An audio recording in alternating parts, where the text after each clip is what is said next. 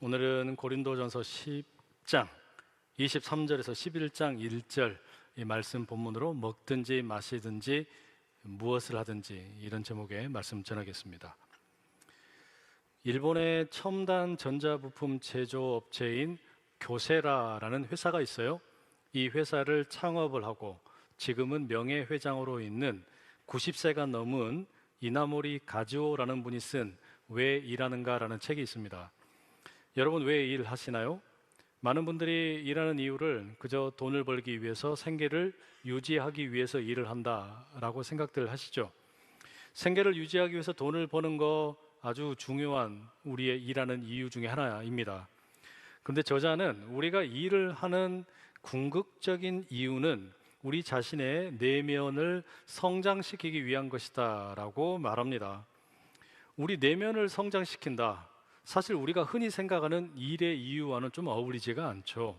우리 내면을 돌본다 그러면 무슨 심리 전문가나 아니면 종교적인 수행을 통해서 이루어져야 될 일이라고 생각하기 쉽습니다. 그런데 저자는 일이라고 하는 것이 우리의 내면을 성장시키는 특별한 힘이 있다라고 주장을 해요. 그래서 독자들에게 열심히 일할 것을 권합니다.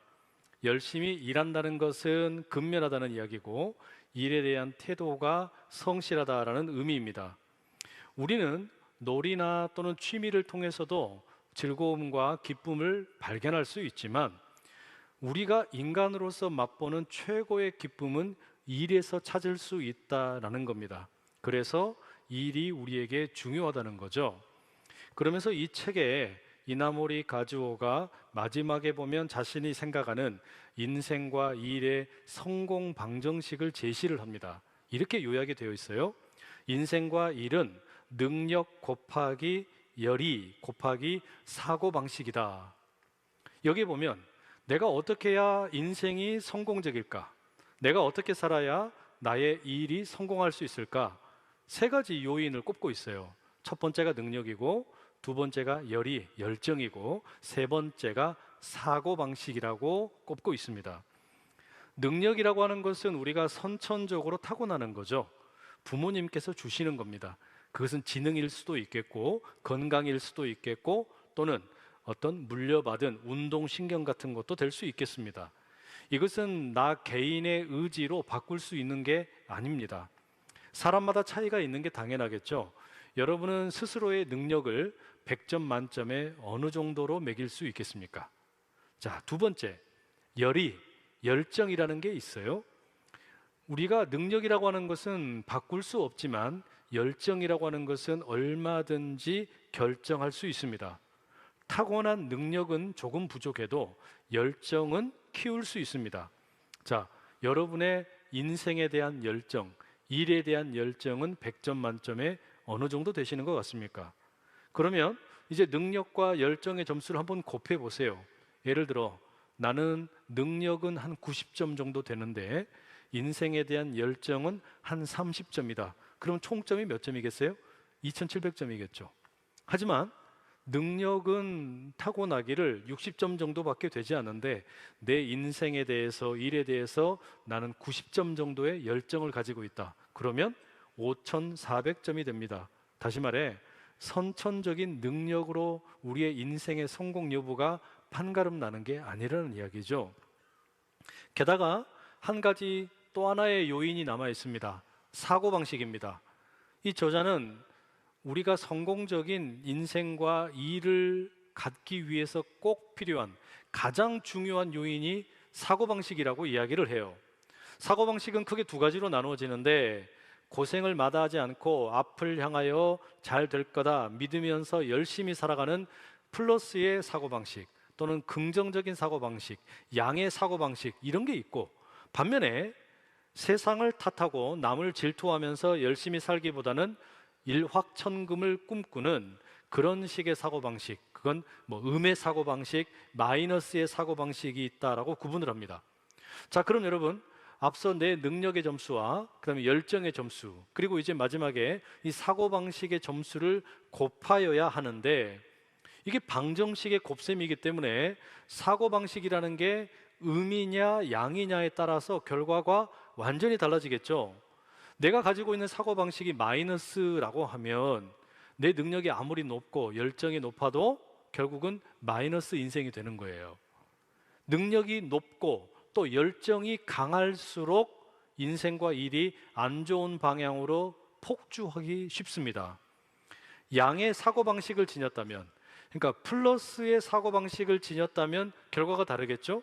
내 능력의 점수와 이 열정의 점수, 그리고 긍정적인 사고방식이 함께 곱하여져서 훨씬 높은 가치를 우리 인생 가운데 만들 수가 있게 됩니다. 그래서 이 저자가 단언하는 게 뭐냐? 정말로 인생을 성공적으로 살고 싶고 내가 하고 있는 일에 대해서 보람을 느끼고 싶다면 다른 것보다 제일 먼저 바꿔야 될 게 사고방식이라는 거예요. 사고방식을 바꿔야 된다. 여러분, 우리의 신앙생활을 한번 생각을 해보세요. 저는 우리가 신앙생활을 하는 이유, 예수를 믿는 이유가 좋은 사고방식을 갖기 위한 것이다 라고 생각을 합니다. 우리는 예수 그리스도를 믿음으로 그 예수님께서 십자가에 죽으시고 부활하심으로 새로운 생명을 선물로 받았어요. 그런데 새로운 생명만 선물로 받은 게 아니라 실상은 우리는 새로운 사고방식을 선물로 받은 사람들입니다.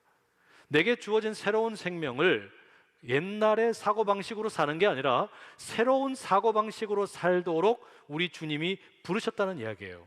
그러면 여러분, 성경이 이야기하는 그 새로운 사고방식이 도대체 뭘까요? 그것은 우리에게 어떤 점에서 의미가 있는 것일까? 그걸 여러분과 오늘 본문 말씀 통해서 좀 상고해 보려고 합니다. 앞서 이나모리 가즈오가 인생 방정식으로 능력과 그 다음에 우리의 열정 그리고 사고방식을 곱하여 보라 그랬는데, 여러분의 능력이 몇 점이 되었든 그리고 여러분의 어떤 그 열정이 몇 점이 되었든 이걸 곱한 다음에 우리가 거기에 더해야 할, 곱하여야 할 사고방식이 뭐냐? 하나님을 영광스럽게 하는 거라는 거예요.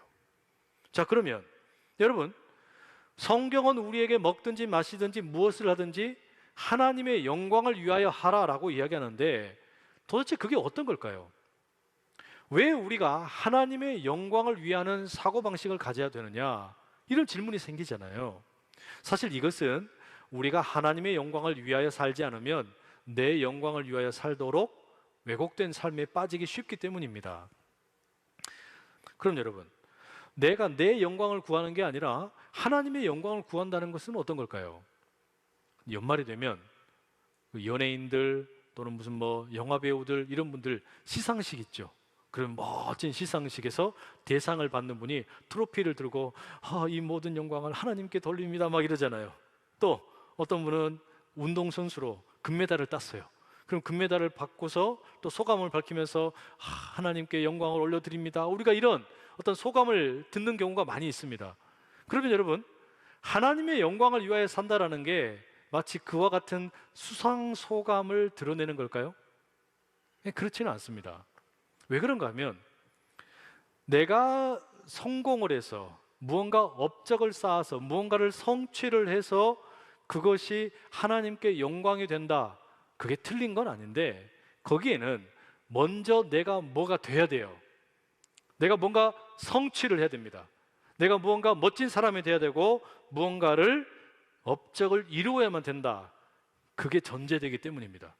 그걸 이루지 못하면 나는 하나님께 영광을 돌리지 못하는 것처럼 아무것도 아닌 것이 될 수 있잖아요.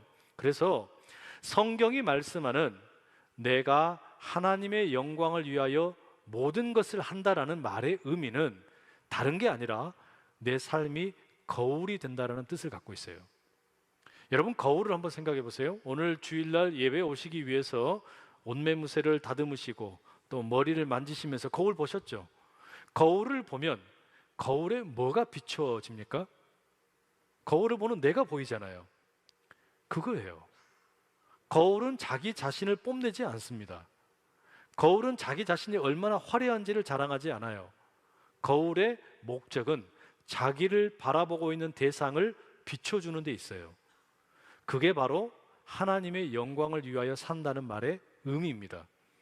거울은 반사체가 되어서 사는 거예요. 하나님의 영광을 위하여 산다라는 것도 내가 거울이 되어서 하나님의 영광을 비추는 그런 반사체가 되겠다는 이야기입니다. 그게 하나님의 영광을 위하여 산다는 말의 다름 아닌 뜻입니다. 그럼 여러분, 이걸 이제 조금 더 구체적으로 말씀드려 볼게요. 하나님의 영광을 비추는 거울이 되어 살아간다라는 거, 그게 어떻게 살아가는 걸까요? 우리가 8장에서부터 10장까지 이어지는 우상에게 바친 제물을 먹을 수 있느냐 없느냐와 관련해서 계속해서 자주 접하는 두 개의 단어가 있었습니다. 하나는 자유, 또 하나는 절제였어요. 이 둘이 하나님의 영광을 비추는 거울의 구체적인 모습입니다. 먼저 25절과 26절 말씀 한번 읽어보시겠습니다. 시작. 무릇 시장에서 파는 것은 양심을 위하여 묻지 말고 먹으라. 이는 땅과 거기 충만한 것이 주의 것임이라. 무슨 이야기예요? 뭐든지 먹어라. 무엇이든지 먹을 수 있다. 우리에게 자유를 주셨다는 이야기예요. 하나님께서는 예수 그리스도의 십자가의 은혜를 통해 우리에게 온전한 자유를 주셨어요. 완벽한 자유를 주신 겁니다. 그러니 우리가 하나님을 비추는 거울이 된다라는 것은 어떤 것에도 매여 있지 않는 그런 자유를 누리는 삶을 사는 겁니다. 다시 말해, 예수님께서 십자가에 죽으시면서 하셨던 말씀 가운데 내가 다 이루었다라고 말씀하시죠. 뭘 다 이루었다는 말씀이냐? 우리를 자유롭게 하기 위해서 모든 것을 이루셨는데, 그것을 몇 가지로 나누어 보면 이런 겁니다. 법적인 용어로 보면 본래 우리가 죄인인데 우리가 더 이상 죄인이 아니다, 우리가 무죄한 자가 되었다, 이것을 예수님이 십자가에서 다 이루셨다고 말씀하신 거예요. 또한 예수님께서 시장의 용어로도 다 이뤘다는 말씀을 하시는 겁니다. 본래 우리는 종입니다. 죄의 종입니다. 그래서 이 종의 몸값을 지불해야만 자유인이 될 수 있는데, 예수님께서 십자가에서 다 이루셨다라고 말씀하신 것은 우리의 몸값을 다 지불하셨다는 뜻이에요. 그러니 이제는 내가 더 이상 종이 아니라 자유인이 된 거죠. 또한 성전의 용어로 비춰보면 우리는 흠이 없는 존재가 되었다는 이야기예요. 우리가 세상을 살면서 과거에 받은 상처, 아픔, 이런 어떤 분노, 고통, 이런 것들로 인해서 너무나 흠이 많은 존재인데, 예수님께서 십자가에서 다 이루셨다라고 말씀함으로 인해 우리는 흠이 없는 존재가 된 거예요. 거룩한 존재가 된 겁니다. 그리고 또한 가정의 용어로 바꾸자면 누가복음 15장에 나오는 탕자의 비유처럼, 본래는 우리가 내 인생에 이제 아버지는 없다, 탕자와 같은 인생인데, 그런 우리가 돌아왔을 때 아버지가 두 팔 벌려 환영을 하시는 거 아닙니까? 바로 그것을 예수님께서 십자가에서 다 이루셨다고 말씀하시는 거예요. 이제는 더 이상 탕자가 아니라 아들로 회복되었다는 이야기입니다. 신분이 바뀐 거예요. 바로 이와 같은 자유의 권리, 이걸 마음껏 누리면서 사는 것이 뭐냐? 내가 곧 하나님을 드러내는 거울의 삶이라는 이야기예요. 예수 그리스도를 통해 내게 주어진 자유, 더 이상 나는 과거의 노예가 아니에요. 죄에 사로잡혀 사는 존재도 아니에요. 흠이 있는 존재도 아니에요. 나는 이제는 온전한 자유를 누리는 존재가 되었다. 이것을 드러내며 사는 게 곧 내가 거울로서 하나님의 영광을 비추는 거라는 것이죠. 근데 하나님을 비추는 거울이 된다는 거, 이것만 있는 게 아닙니다. 또 하나 있어요. 그게 절제입니다. 28절과 29절 말씀 한번 읽어보시겠습니다. 시작. 누가 너희에게 이것이 재물이라 말하거든 알게 한 자와 그 양심을 위하여 먹지 말라. 내가 말한 양심은 너희의 것이 아니요 남의 것이니 어찌하여 내 자유가 남의 양심으로 말미암아 판단을 받으리요. 우리는 예수 그리스도께서 십자가에서 모든 것을 다 이루셨기 때문에 자유인이 되었어요. 무엇이든지 먹을 수 있어요. 우상, 그까짓 거 아무것도 아니에요. 우상에게 바친 제물, 그것도 아무것도 아니에요. 그러나 그럼에도 불구하고 우리는 이 자유를 스스로 절제하고 또 스스로 권리를 제한할 때가 있습니다. 다른 사람을 위해서. 여러분, 아담과 하와가 에덴 동산에서 무한한 자유를 허락받았죠. 생육하고 번성하면서 땅에 충만하면서 모든 피조물을 다스릴 수 있었어요. 그런데 그들에게 하나님께서 주신 절제할 것이 하나 있었습니다. 그게 선악과 아닙니까? 무한한 자유가 있었지만, 온전한 자유가 있었지만 이 선악과의 문제에 있어서만큼은 절제해라. 하나님이 말씀하셨어요. 마찬가지입니다. 예수 그리스도의 십자가의 은혜를 통해 우리는 자유를 얻었습니다. 온전한 자유를 얻었어요. 그러나 내 옆에 있는 형제와 자매가 아파한다면 혹시 그들이 우상 숭배로 돌아간다면, 저들의 신앙 양심이 약해질 수 있다면 내 스스로 나의 자유를, 나의 권리를 포기하고 절제할 수 있는 거, 바로 그게 뭐라는 겁니까? 하나님을 드러내는 거울이라는 거예요. 하나님을 보여주는 거울이 된다는 거예요. 예수님이 그러시지 않았습니까? 예수님께서는 무한한 능력이 있으시고 예수님은 하나님을 온전히 드러내시는 분이에요. 그런데도 불구하고 어떻게 하신 겁니까? 스스로를 절제하셔서, 스스로의 능력을 제한하셔서 십자가에 달리셨어요. 왜? 바로 거기에 하나님 아버지의 이 긍휼의 사랑이 있기 때문입니다. 그래서 우리는 예수님을 보면서 하나님을 보는 거예요. 그리고 우리 또한 예수님을 받아서 하나님을 비추는 거울이 되는 거예요. 그래서 31절에 무엇을 하든지 다 하나님의 영광을 위하여 하라는 말씀은, 내가 하나님을 비추는 거울이 되어야 되는데, 예수님을 비추는 거울이 되어야 되는데, 무한한 자유, 하나님 주신 자유를 마음껏 누리는 그런 거울이 되고, 뿐만 아니라 이 자유를 때때로 절제할 수 있어야 되는 모습, 바로 그게 우리가 하나님을 비추는 거울로 살아가는 삶의 모습이라는 겁니다. 여러분, 우리에게 하나님께서 맡기신 삶, 거울의 삶을 충실하게 살아내실 수 있기를 간절히 축복합니다. 지금 바울이 고린도 교회 성도들에게 요구하는 게 그거예요. 교회 성도들이 자꾸 자기가 거울이라는 것을 잊어버리고 예수님을 보여주는 게 아니라 자기 자신의 지식이나 자랑을 뽐낸단 말이죠. 그렇게 하지 말아라. 그렇게 하지 말고 우리 모두가 다 거울이 되자라는 겁니다.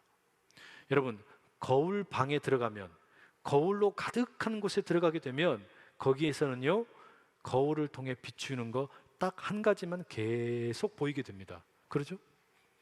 바울도 거울이고 고린도 교회 다른 성도들도 다 거울이 되면 바울에게 비추인 그 예수님이 성도들의 삶에서도 고스란히 나타나게 되는 거예요. 마찬가지예요. 여기 모여있는 우리 모두는 다 거울입니다. 그러면 여기를 봐도 예수, 저기를 봐도 예수, 장로님을 봐도 예수, 권사님을 봐도 예수, 집사님을 봐도 예수, 바로 그런 모습을 꿈꾸자는 이야기예요. 여러분, 바라기는 우리 모두가 다 거울이 되어서 서로가 서로를 비추일 때마다 자기를 뽐내고 자기를 보여주는 게 아니라 예수님을 드러내 보여주는 그런 거울의 삶이 될 수 있기를 축복합니다. 바울은 지금 바로 그걸 요구하는 겁니다. 그래서 이 바울의 자기 고백을 가만히 보십시오. 나를 본받는 자 되라. 사실 여러분, 여기에는 담대함이 있어요. 자신감이 있어요. 자부심이 있는 겁니다. 무슨 자부심이냐면 내 삶에 대한 자부심이 아니에요. 내 능력에 대한 자부심이 아니에요. 내가 얼마나 많은 공부를 했는가, 내가 얼마나 잘생겼는가, 내가 돈이 얼마나 많은가, 이런 식의 자부심과 담대함과 어떤 자신감이 아니라 내가 지금 담아내고 비추고 있는 예수 그리스도가 얼마나 대단한 분인가, 여기에 대한 자신감이 있다는 이야기예요. 이 십자가의 복음에 대한 자부심이 있고 거기에 대한 담대함이 있는 거예요. 그래서 바울은 감히 외치는 겁니다. 나를 본받는 자들아. 내가 예수님을 담아내는 거울이 된 것처럼 여러분도 그런 거울이 되면 좋겠다라고 외치고 있는 거예요. 여러분, 우리에게는 지금 이런 대범함이 필요해요. 우리에게는 지금 이런 자신감과 자부심이 필요한 겁니다. 우리의 능력이나 우리의 숫자나 우리의 돈이나 우리의 능력이나 이걸 가지고서 드러내는 자신감 또는 자부심, 담대함이 아니라 내가 믿는 예수 그리스도의 복음이 얼마나 대단한 것인가, 십자가의 말씀이 얼마나 대단한 것인가, 거기에 대한 자부심이 필요하단 말이에요. 요즘에 한국 교회 미래가 너무나 비관적이라는 이야기를 많이 듣습니다. 교회 성도들이 해가 갈수록 계속 감소한답니다. 다음 세대들이 교회를 오지를 않는데요, 부모는 예수님을 믿어도 성도들의 자녀들이 예수를 믿지를 않아요. 대학에만 들어가면 교회를 안 가요. 이런 어떤 암울한 이야기들을 우리가 너무 많이 들어요. 그럼에도 불구하고 여러분, 우리가 버리지 말아야 될 게 뭐냐, 잃지 말아야 될 게 뭐냐, 이 대범함이에요. 이 자신감을 잃어버리면 안 돼요. 무슨 자신감이냐, 지금 우리 삶의 상황이 어떠하든지 간에 우리가 믿는 이 복음이 얼마나 존귀한 것인지 이 대범함과 이 자신감을 잃어버리면 안 된단 말이죠. 그래서 여러분, 내가 그러면 한국 교회를 위해서 무슨 기도를 해야 될까? 뭔가 엄청난 기도를 하실 필요 없어요. 그냥 담백하게 이렇게 기도하시면 됩니다. 주님, 오늘 하루 내가 거울 되게 해주세요. 오늘 하루 내가 예수님을 비추는 거울이 되어서 나를 통해 만나는 사람들이 우리 주님 만날 수 있도록 내게 그런 거울의 역할 잘할 수 있게 해주세요. 여러분, 그거면 돼요. 뭐 거창한 거 다른 거 필요 없어요. 그리고 혹시 앞으로의 한국 교회 미래가 걱정이 되신다면 좀 이렇게 기도해 주시면 좋겠습니다. 어느 모임에서 1.5세로 미국 땅에 살고 있는 목사님이 그런 이야기를 하시더라고요. 자녀를 위해서 기도를 하는데 자녀가 좋은 직장을 얻기 위해서 기도하고 또 좋은 사람 만나기 위해서 기도하고 여러 가지 자녀의 미래를 위해서 기도하는데 빼놓지 않고 이분이 기도하는 기도 제목이 있대요. 그게 뭐냐면 우리 자녀의 미래 목회자를 위해서 기도한답니다. 우리 자녀의 미래 목회자를 위해서 기도한다라는 거 저는 상당한 충격이 있었어요. 그 생각을 못했거든요. 하나님께서는 언제나 사람을 통해서 일하시는 분입니다. 그러면 지금 내가 미래가 염려가 된다면 미래에 하나님께서 쓰실 사람을 위해서 기도해야 되잖아요. 우리의 자녀를 위해서 기도한다 그러면 우리의 자녀가 세상적으로 성공하고 공부도 많이 하고 출세하는 것도 중요하지만 정말로 영적인 하나님의 백성이 되기를 원한다면 우리 자녀의 신앙을 이끌어갈 목회자를 위해서 기도해야 되는 거예요. 바로 거기에 여러분 한국 교회 미래가 있는 줄로 믿습니다. 이나모리 가주오의 왜 일하는가, 이 책의 맨 마지막에 보니까 아주 인상적인 글귀가 있었어요. 낙관적으로 구상하고 비관적으로 계획하며 다시 낙관적으로 실행한다. 저 이 말이 너무 울림이 됐어요. 해석학이라는 학문을 공부하면서 그런 이야기를 많이 읽었거든요. 책을 읽을 때 처음에는 순진하게 읽고 두 번째 읽을 때는 이것을 비판적으로 비평적으로 읽고 그리고 다시 읽을 때는 또 다른 순진함으로 읽어야 된다. 해석학의 이론을 집대성해 놓은 것 같은 말을 만난 거예요. 낙관적으로 꿈을 꾸는 겁니다. 언제든지 낙관적으로 우리의 삶에 대해서, 우리 가정에 대해서, 우리의 사업장에 대해서, 내 인생에 대해서 낙관적으로 구상할 수 있는 능력이 필요해요. 그리고 계획을 구체적으로 세울 때는 가장 비관적으로 보수적으로 세우는 것도 필요해요. 그리고 마지막에는 다시 낙관적으로 긍정적으로 실천을 하는 거예요. 저는 이게 바울이 이야기하는 거울이 되는 삶, 본받는 자가 되는 삶 가운데 이 자유와 절제의 변증법적인 운동이라고 생각이 돼요. 무슨 이야기냐?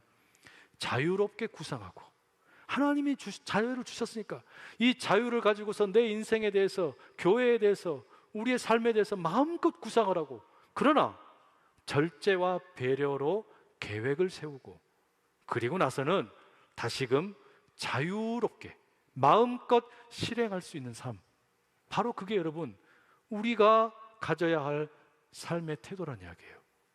사고방식이란 이야기입니다. 능력은 선천적인 것이기에 바꿀 수 없어요. 열정, 우리가 열심히 할 수 있습니다. 그러나 그냥 열심히 해서는 안 되고 나의 능력과 이 열정이 건강한 사고방식을 만나야 됩니다. 세상이 말하는 것과는 조금 다른 하나님의 영광을 위하는 사고방식, 거울이 되는 삶, 자유를 마음껏 만끽하고 그러면서도 배려하고 절제할 줄 아는 그런 거울이 되어서 나를 통해 예수님이 드러나는 삶을 산다면 바로 그것이 하나님이 가장 기뻐하는 복된 인생인 줄로 믿습니다. 바로 그게 오직 하나님께만 영광을 올려드리는 우리의 삶인 줄로 믿습니다.